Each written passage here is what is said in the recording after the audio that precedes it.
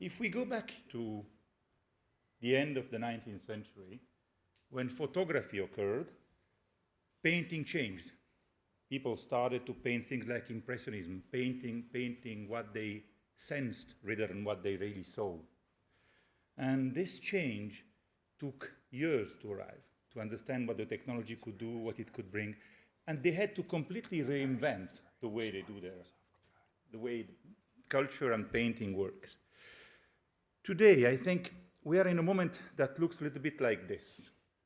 We have some myths, some things we believe in, instinctively, even though without really thinking to it. Sort of things like technology talks to the brain more than to the heart. So yeah, all that technology always doing the same stuff and somehow not leaving space for creativity. Data kills identity because, and I'm very surprised when we talk about this, because we tend to imagine that there is someone behind the PCs or the big things looking at people and trying to use the data in some sort of strange ways. It's machines. It's a machine looking at data and trying to give back value to the user. And if there is no value to the user, the service doesn't work, so it dies. So I think we have a sort of a wrong approach to that. It's a strange myth. The third one, algorithms shackle creativity. All these algorithms like Google and the rest, all those numbers, and numbers means transaction, and transactions mean performance, and performance changes things. If you really think to it, technology does exactly the contrary. Technology unleashes creativity. Technology opens new ways and possibilities. And if I have to choose, if they told me this year, what's the one thing, Carlo, that surprised you this year when you have been at Google and looking at the world and contributing to help companies make the most out of the web, what was the big surprise of this year? I would say the first one is creativity is back. Because creative people understand what they can do with technology, they can use the web in certain ways, they can do things like this. Beauty, representing a brand, protecting a brand, but in a complete new environment, because you don't care about the usual problems of time and space in a way you did before. The second element is the web is now part of the life of the traditional players and not anymore. So it's getting less transactional. It's becoming more strategic and getting more into the long term. To speak about all this, we thought at Google that the best thing to do was inviting here our new colleague, Ben Jones. Ben actually has a fantastic job. You're a lucky man, my friend. Your job is to be the bridge between the past and the future. Somehow the bridge between the creatives, you are one of them, you've been many things.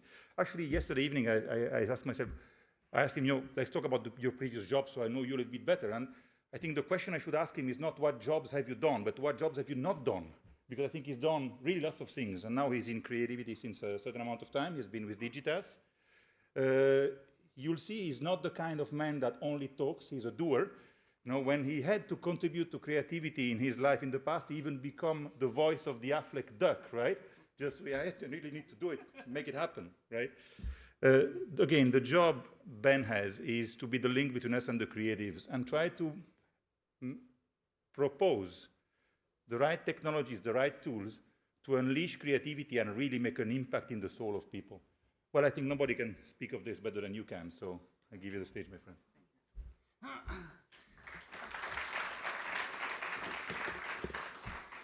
Thank you. As Carlo said, I have a great job. My job is to work alongside creative agencies, media agencies, and brands to make more amazing experiences, digital products, non-digital products. So I see into the future of Google. I meet with the product teams on a regular basis and say what's coming. I see 5 to 6 briefs a week from creative agencies and media agencies with the top brands to say, what are you doing? What are you thinking? How are you thinking about customers? And propose ideas. And I get to work with content creators to say, what stories are you telling? I'm in the writer's room with Mad Men writers saying, what's coming? How do you think about stories and where do they go? And what I've learned from that is that I don't have any of the answers and neither does anybody else, which for me is very exciting. And therefore, my ambition for this talk is that it'll make the cocktail party, which I am now standing between you and, a little more interesting. I have some observations about how I see the world, how Google thinks about the world, how Google thinks about creativity, how brands should act and be, the opportunities for brands. And I hope that they are both observations and provocations, and that you'll come have a drink and we can talk a little bit more about them. So I'm going to share with you first some observations. Again, I'm a creative director, so there are no statistics in here. I have done no research, and hopefully that will be somewhat liberating for you. The first area I want to talk about, technology beyond imagination. I think that we came from a space, we have lived in a world, most of us grew up in a world where we could imagine things, and technology relative to the things that we imagined was always a hindrance. It always held us back. It was always a chafe. It always prevented us from doing what we would like to do. I'm still waiting, for example, for my jetpack, which has not yet arrived. But our relationship to technology, and I mean that in the broadest sense, has completely transformed. It has transformed how we think about how we experience the world, how we experience media. Now the technologies that are out there, none of us can imagine what they do. I sit with the product teams at Google, and these guys are coding algorithms that would make your brain melt. And they don't have any idea what the implications are. We were meeting with the glasses team, and they said, we said, oh, we have brands who'd love to work with you. And they said, really? There's a commercial application for glasses? And I said, in a month we are dropping a man from the edge of space, and he could be wearing the glasses. And so they said, oh, I see, maybe there is a possibility. I think all of our imaginations are racing to catch up with the possibilities, with the potential. And a chunk of that is my job. It is to look at the Google products and say, what else could be done? What new ways are there to use these? What new ways are there to tell stories? I think that if there had never been display and there were no online video, we still would not have exhausted the potential for search to tell amazing, interesting, incredible stories. Search, I thought, as a creative, and as I'm sure many of you thought, oh, it's performance media, yeah, search is done. It's the thing that it is, and we know that, and now we're going to go invent somewhere else. Well, the average length of a search query has been jumping up. It's now over 4 words on average, 4 words. What that means is people are having a conversation with search engine. It's not a utility. They're asking it a question and expecting an answer. And in the billions of search queries that we receive every day, 15% of them, on a consistent basis, 15% of them are entirely new. They're entirely new to us. So that's not a settled, that's a new thing, that's an evolving thing, and that's the oldest and most boring and the least creative opportunity that there is out there. That's the beginning, and it's completely untapped. So this is a picture, of course, of sunrise on Mars. If this does not blow your mind about what technology can do, then I have one other, and this has no practical application. It's just here to again, make your brain melt. On the left is a stimulus. So a group of researchers at Berkeley strapped a series of people into an MRI machine and recorded the brain patterns of these people as they saw this stimulus. And on the right-hand side, they took 60 million random seconds from YouTube and tried to take the electrical impulses from the brain and dynamically create the images that were emerging from the brains. So this is a movie coming directly from the center of the brain on the right-hand side. And it's fascinating in the ways that it works, and it doesn't work. You can see faces read much better than words or animals. But this is just, this is, Star Trek, Star Wars, Tom Swift, for those of you of an older generation. Amazing, incredible. None of us can imagine what this is. And this manifests in our daily lives in very striking ways that I think that we're not really aware of. We're optimistic about technology in ways that we never were. I'm sure that many of you remember the series of comedians who told jokes about not being able to set the clocks on their VCRs. Now you get a supercomputer that you carry around in your hand, doesn't even come with an instruction manual, right? We believe that you will learn it. We believe that you will learn the next iteration of it. We believe you will be excited to learn it. And guess what? You are. You don't even notice. You unbox it and there it is, and if there is a little card that has instructions, you throw it out and you just start to play.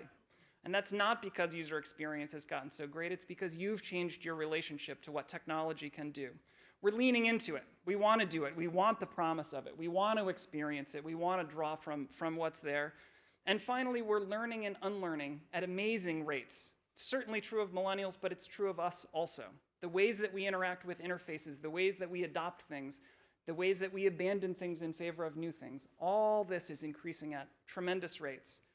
And technology is first in terms of potential, and people are following, and brands are chasing them, and legal teams are chasing the brands. So there is the value chain of pain. And if there are any lawyers out here, I sympathize, but I'm not going to stop. The second area, digital is real. Digital is real. Digital is a layer of meaning in my existence. It is a part of my experience of everyday life. It is not separate. It is not an adjunct. It is not a diminishment.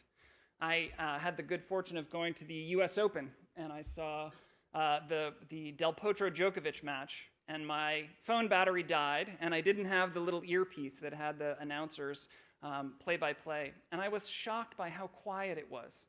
This is center court, one of the best tennis tournaments in the world. It's an amazing match, and people were engaged in it with their friends away from the match. They were tweeting, they were liking, and I felt in my own experience that my experience was diminished, that I was not having as enjoyable an experience as I might have had with the ability to infuse the digital components of my life and the social components of my life with what is there. This is not how brands act. This is not how we plan media. This is not how we think of the world, but this is how consumers experience it, right? My digital experiences are not divergents. They're not adjuncts. They're not the thing after you tell me the story in the TV commercial, then I get some behind the scenes and that's enough. All these things are woven together, and as a consumer, that's an easy piece, and as a brand, it's an extraordinarily difficult piece, but it's the real piece, right? This is where reality is.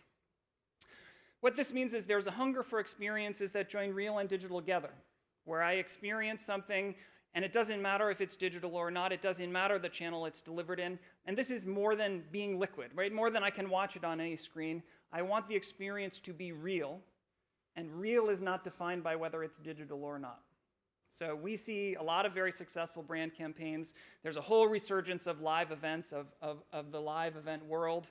I understood that the Baumgartner's Jump from Space used almost 10% of the entire internet's capacity when it was broadcast. Just think about that. Globally, this one event, right? The world came together in an unprecedented way. I think it's a remarkable thing.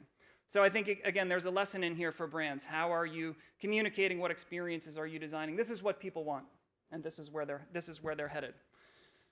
The next, there is no clutter. This will take a sec to explain. So this is a mosaic of everything that I pay attention to in the course of the day, roughly scaled to how much attention I pay. Yes, that is my dog, and yes, he does have underwear on his head. It's a long story. That's for the cocktail party. But what you see here is that there is no clutter. We have such powerful tools to filter out things we don't want to see and to ignore them, both behaviorally, how we're trained to think and see, and the technical tools that underlie that. We spent a long time pitching, every one of us. I sat up in a dozen pitches and I said, oh, we've got to break through the clutter. We've got to break through the clutter. We're going to tell this amazing story. We'll have this amazing media placement. We'll break through the clutter. There is no clutter left. There is none. And so what that means is if you're going to live in my attention, then you need to think about what you're going to replace. What content will you give me that is better than the content that I have either already that I'm paying attention to, or the content below that that I'm ignoring, or the content below that that I've filtered out to pay attention to the 2 layers of content that I already have. Same thing for utility, for service, for games, right? It's got to be better than a thing I already have access to, because otherwise there's no way you're going to get into my attention. That's terrifying for brands, I think, and in a lot of ways it should be. But here are 2 pieces of good news that sound like bad news. First, we have these incredibly powerful tools for filtering out. But at the same time, we have very powerful tools for filtering in. So we've all seen Gangnam Style. I know we have, we all. Then we looked at the video with the subtitles of what he's actually saying in the song, because it's so bizarre and absurd. And then many of us went and read the blog post that explained the lyrics, that took us through a lesson in the geopolitics of soul. Now, there is no question you could ask me where I'd have said, oh, I'm interested in the history of soul geopolitics, and I want to understand the migration of wealth and the symbolism there of the nouveau riche. I never would have been interested in that. But I love the video, and I saw the subtitles, and I read that article, and so that's a classic example of now I'm interested, and now I'm going in, and I'm going in deeper and deeper and deeper. And I think there's that opportunity with brands. You are telling an amazing story. You have access to amazing events, amazing talent. What happens when somebody is in? How deep can they go? How far in will they go?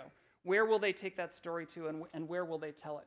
So I think the filtering in opportunity is the huge one. It's not, oh, I've got to have 3 posts at 9 and 11 and 2 p.m. on my Facebook page, and that's what a presence means. It is when somebody is in, where are they going? How are we deepening their experience? And then what happens, right? That's energy moving through the system of your brand. And I think that's the really powerful opportunity. So that's one. And the second is that there is no safe harbor, which, again, terrifying for brands, but actually pretty interesting. So if your brand has 200 million euro to spend, yes, you can batter your message into the brain of a consumer. It will happen. Most of you don't, and most of you don't want to spend money that way anyway. As you come out of that massive spend realm, as our fine panelists from Spain mentioned, the law of diminishing returns kicks in, and it kicks in faster and faster and faster. And so there is no place where you can rest, I don't think. I think that the solid ground that we stood on has been washed away, and what that means is you need to take risks, and you need to take a different kind of risk, and that's making for much more interesting work, and it's making for much more interesting opportunity, and it's making, from the chair that I sit in, a much more interesting set of conversations with the brand. You can't follow. There's no space to follow. The followers are gone. The leaders aren't even getting anywhere. So you need to find a new space and a new way, a new story, a new opportunity for engagement. I think that's super exciting. I think it's great for brands. I think it's fun to see where brands will go, but it takes courage. We're here. The title of the conference was around tablets. I wanted to talk a little bit about tablets. I like to think about the evolutionary model of technology, right? We've seen tablets before. We had touchscreen interfaces before, and again, yet tablets have exploded in the last 12 to 18 months. Why? And what does it mean? Why did we evolve this interest in tablets? What do they serve from a sort of evolutionary perspective? I'm going to show a quick video, which I think some of you may have seen or seen things like it. It was a little bit of what the panelists spoke about a second ago. It's a 1-year-old child.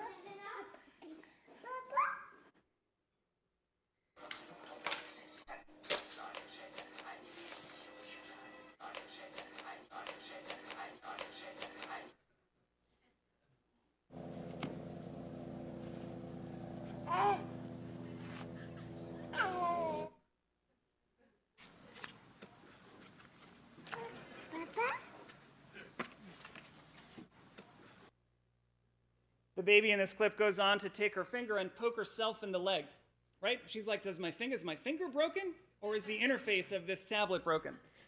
I think that this points to the reactiveness, the responsiveness of tablets, the intuitive nature of the navigation. It's made the tablet much more intimate for us. And I agree with all of the folks today who said we need to split a phone experience and a tablet experience apart. Both of those are becoming much more intimate. A touchscreen phone is much more intimate. Certainly we fetishized the BlackBerry. Certainly we were all bonded to our BlackBerries. But the way that people caress their iPhones, yes, I've seen you, you do.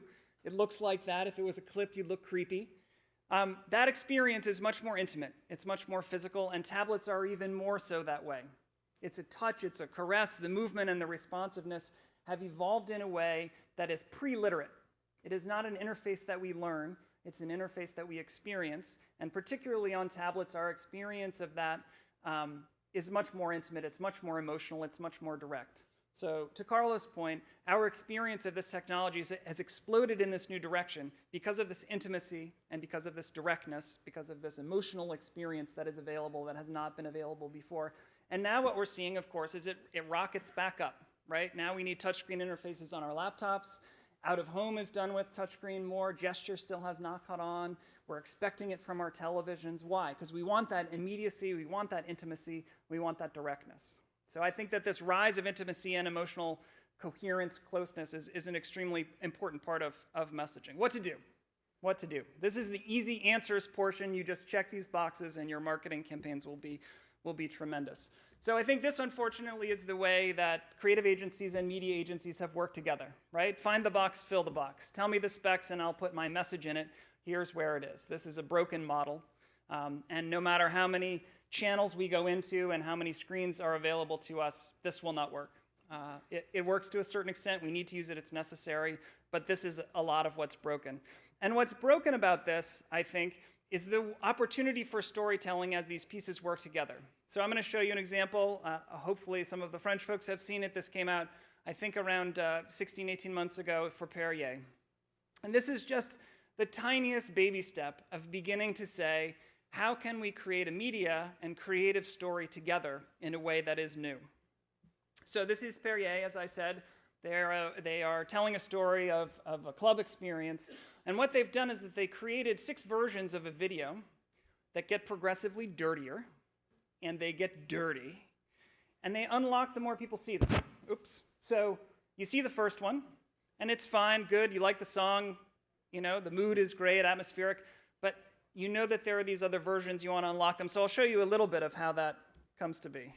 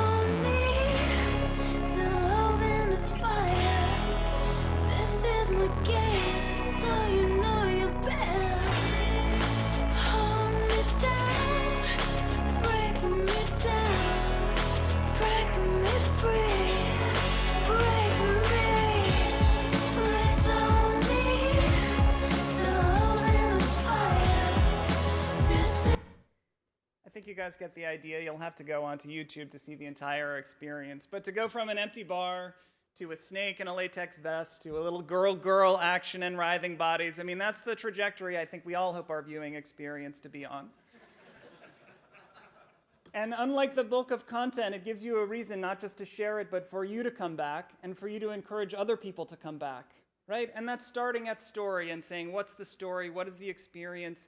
Layering in a social dimension and thinking about how we're going to draw someone through an experience from the very beginning of encountering them up through the end. At the end, the full version of the video is released. You're allowed to download the song, which presumably you love by this time or you're sick of.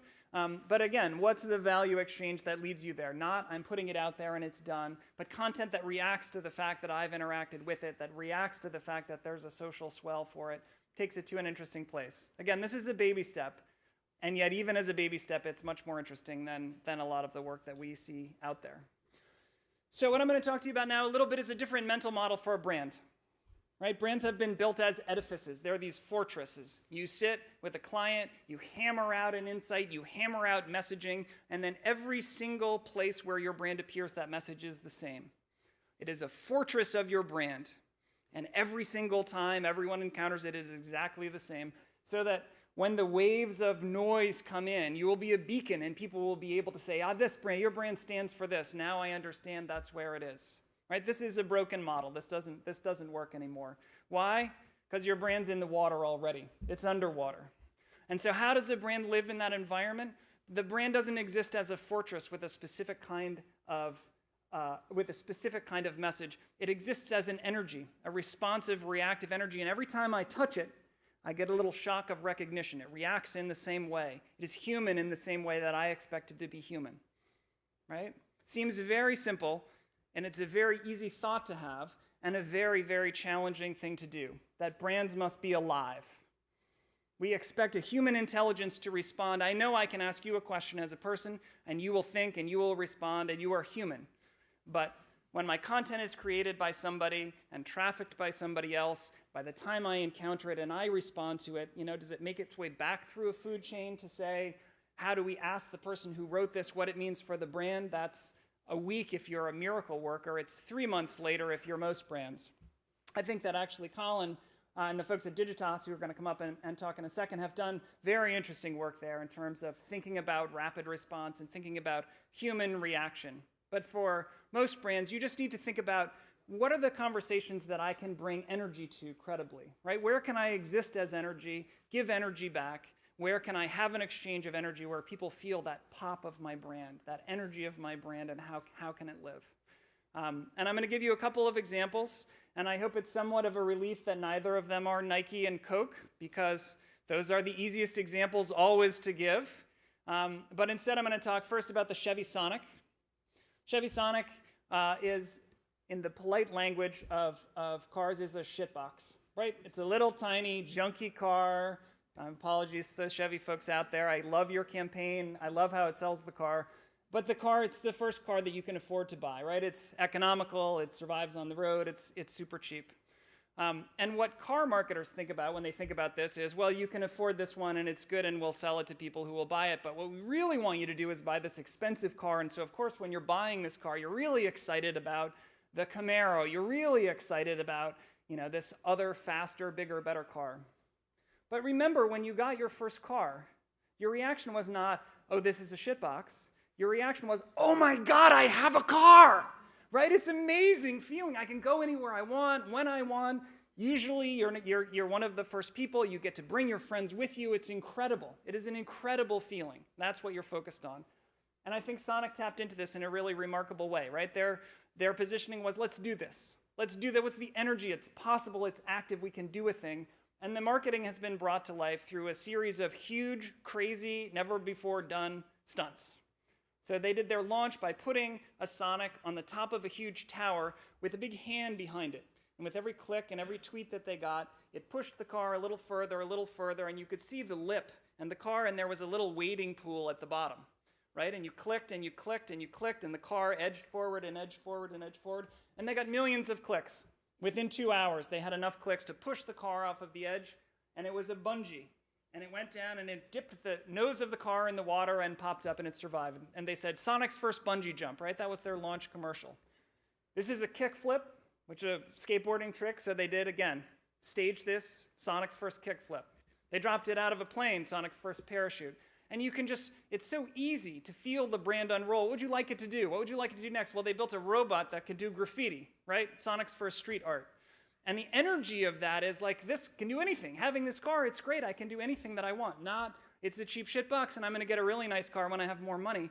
But I have this car and it can do anything. And isn't that great? And the energy of doing in it, I think, is amazing. It's amazing, right? This is a car, the brief of which you would hate to get. And yet they've done some of the most remarkable marketing work out there because it is an energy of this brand. You feel it every time you touch it. It's not the commercial I saw 6 months ago. Every time I see that work from them, it's new. I wait to see it. I'm excited to see it. Heaven forbid that I were actually a millennial. I would never buy anything else. Another way to approach this, which I think Converse has done an amazing job at, is to structure the idea of marketing differently. So Converse did a thing called Rubber Tracks. And Rubber Tracks is a recording studio in Brooklyn.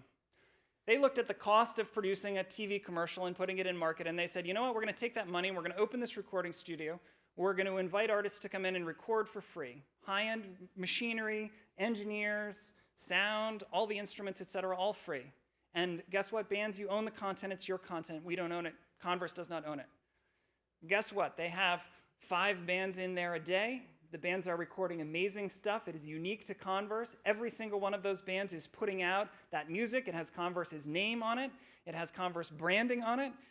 It's been so successful in Brooklyn. Well, now they're doing one in Austin. And they did one for South by Southwest. They're doing one in Montreal. So they're taking the regional flavors of these bands.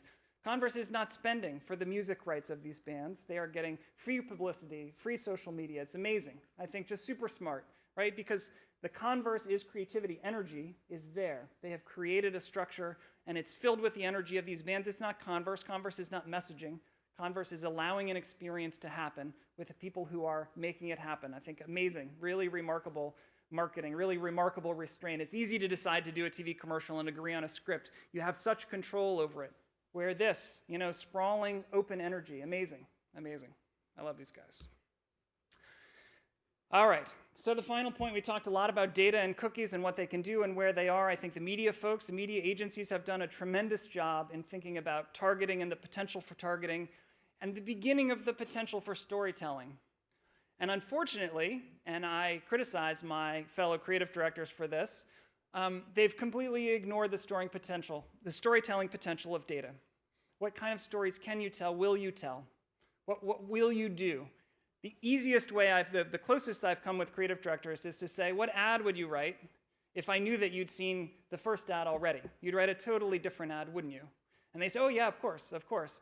well, what if I knew that you drove a minivan? Would you do a different ad? Would you have different art? And they say, oh, yes, of course, of course, of course. Totally different, completely different. But the idea of writing all those ads is mind-numbing. To them, it's overwhelming. I have a hard enough time getting 2 ads approved. I can't imagine getting 50 ads approved, or a system of ads approved where I don't have control over the line and the image. And I think from a storytelling perspective, we're at a moment that cinema was at when Georges Méliès first moved the camera. When movie cameras started, right, they sat in one spot and they filmed a theatrical production. And there was the theater and the stage and the sets and so on and so forth. And then Méliès said, well, let's move the camera. What happens? We move the camera and we create an entirely new vocabulary for story. Cuts, shifts, shift of perspective, reaction shots. Terrifying, terrifying from a production perspective. Right? We can't just have a set. We have to shoot 9 times. Everyone has to do these sets. It's unbelievable. Well, we're at that moment now with data. How will we tell these stories? How will we produce these stories? And I think that we've not found the storyteller yet. So I'm hoping that he emerges soon because we need him. And I drew this example from Scorsese, which I think we all know, but worth thinking about for this conversation. You talking to me? You talking to me? Talking to me? Well, then who the hell else are you talking to? Talking to me? Well, I'm the only one here. Your consumer is asking that question about every story that you tell them, and we'd better start talking to them soon. Thank you. I'm happy to take some questions, but that's the provocations.